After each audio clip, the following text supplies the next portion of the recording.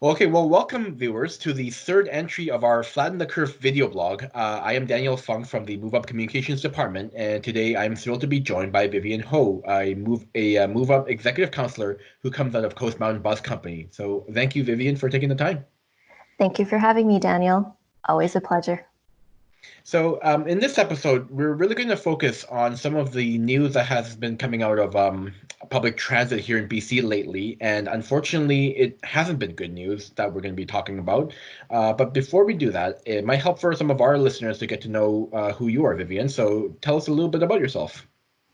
I have been a Move Up member for 14 years, and I've been working for Coast Mountain Bus Company for 14 years as well.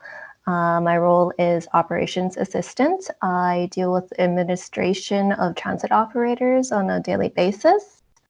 I am a wife and a mom of two, a teenage daughter, and a 5-year-old husky.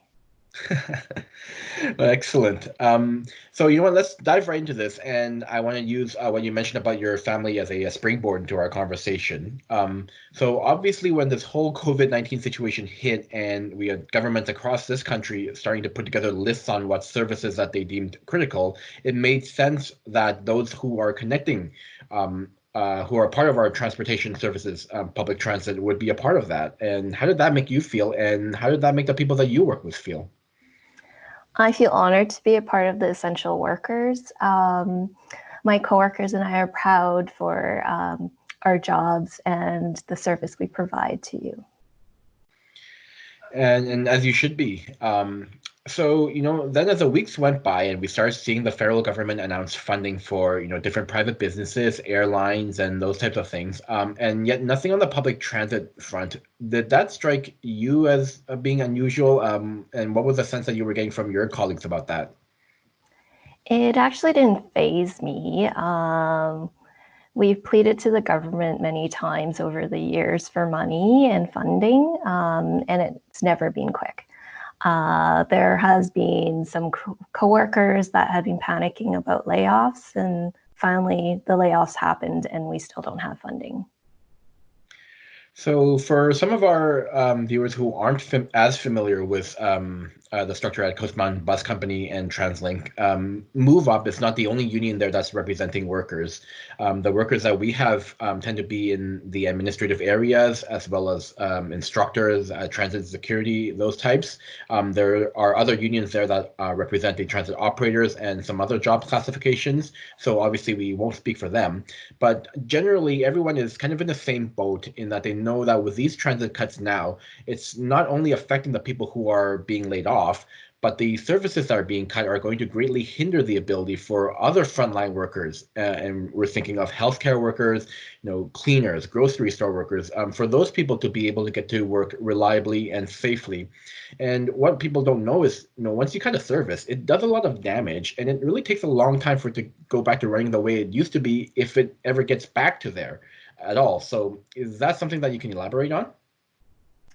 Well, I'm no expert on the scheduling side of things, but in fact, the service reductions and a lot of routes are being canceled. Um, there are no longer wait times, or if not, no service at all on certain routes. I've been taking transit to work for the last 14 years, to and from. And now I can't take transit to work to make it there for 6 a.m. When I worked at Burnaby Transit Center, every day I would ride to work with all the healthcare workers that work out of Burnaby General. And with the reduction of service, I am concerned whether or not these workers can make it to work. And I mean, these are pretty important people. They're there to save our lives. And if they can't get there, the healthcare system will fail. And in turn, it feels like the government has failed us in a way. And if grocery store workers can't make it to work, and the shelves won't stock themselves, and if cleaners can't get to work, how can we ensure that the workplace is safe and clean and germ-free? So I encourage everybody to write to their MLAs and MPs and their Prime Minister with a sense of urgency.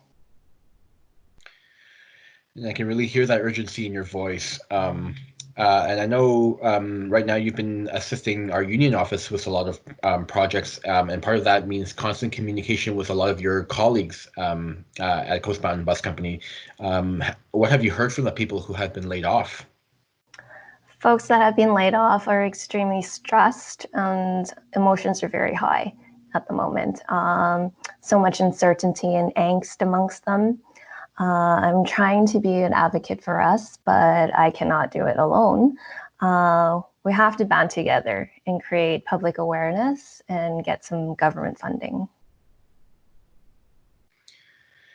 And so you mentioned government funding, and kind of at the top, I talked a little bit about some of the things that the federal government has been announcing funding for, just not for public transit. And that's something that doesn't just affect us here in BC, it's across the country as well. And it's really something that baffles my mind, just because being something that so many people across our country count on, and especially those people who really, really urgently rely on it. And I'm thinking of low income earners or people with disabilities, students, the elderly. That something like public transit isn't at the top of the priority list for them, especially also when you consider the impact on the environment as well.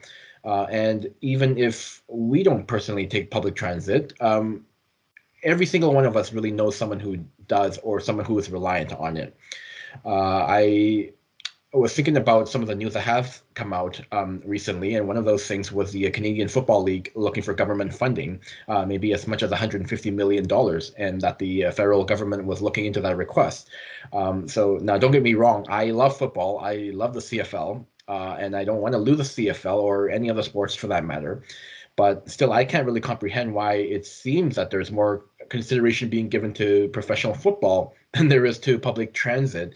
And then even when I think about the people who go to these games, sometimes it's 20, 30, 40,000 people on any given game night. How do the majority of these people get to those games? They get to them by public transit, especially here in BC, where you think about the BC Lions and their fan base being out in the valley and out in the suburbs. So to me, if you don't have reliable, affordable, and safe public transit, you don't have a CFL here anyways. So I don't want to get into a tangent, but for you, what is the message that you and your colleagues want to send out to our Prime Minister and to our federal government? Well, we need funding now. I would like to have my work family back to work so that we could provide the service to the public and the other frontline workers. We have a Fund Transit Now campaign that's on our Move Up website. I encourage all members to go and check it out. It's at moveuptogether.ca/Fund Transit Now. And make yourself heard. I have. Have you? That's great, Vivi. And you know what? I really, really admire you and the passion of all of our members who work in public transit. I know everybody has been very engaged with it since it's happened. And on that on that Fund Transit Now page, there's a lot of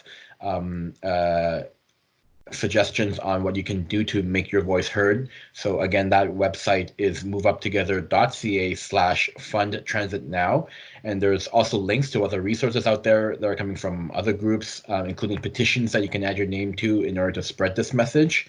So again, Vivian, I really want to thank you for taking the time to join us. Is there anything else you want to say to our whole entire membership at Move Up before we wrap up here? I'd like to say stay safe and remember you're not alone. We're in it together.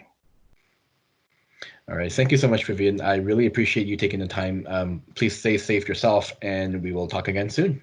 Thank you.